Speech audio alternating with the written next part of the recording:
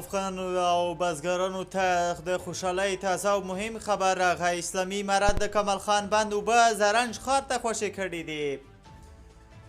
په نیمروز کې د اسلامي امارت د اوبو او انرژۍ ادارې رئیس وایي چې د کښتونو او کروندو د خړوبولو لپاره یې د کمال خان بند اوبه زرنج ښار ته خوشې کړي دي.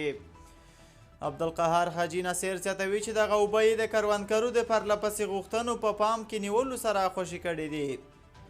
په نیمروز کې د طالبانو د اوبو او انرژۍ ادارې رئیس عبدالقهار حاجي نصیر د شنبې په ورځ ویلي چې د دوی د انجینرانو او کارکوونکو له لوري به دغه اوبه په عادلانه ډول مدیریت او کروندګرو او بڼوالو ته وویشل شي.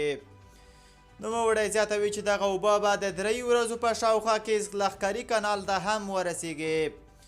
حاجي نصیر وایي اوسنی موسم د غنمو، وربشو او ورته نورو غلجاتو د کر مناسب وخت دی او دوی هڅه کوي چې بزګرانو او کروندګرو ته لا ډیر امکانات برابر کړي. اسلامي امارت چارواکي په افغانستان کې د بندونو په جوړولو او د اوبو پر مهار او مدیریت ټینګار کوي. د اسلامي امارت د اوبو او انرژۍ وزیر عبداللطیف منصور د پنجشنبې په ورځ خبرداری ورکړ چې هیڅوک نشي کولای په افغانستان کې د اوبو د بندونو د جوړولو مخه ونیسي.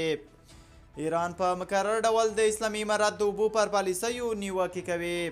خو اسلامي امارت تل وایي چې اوبو د افغانستان خپل حق دی او هیڅ ګاونډي ته به اجازه ورنه کړي چې د افغانستان په کورنیو چارو کې لاسوهنه وکړي.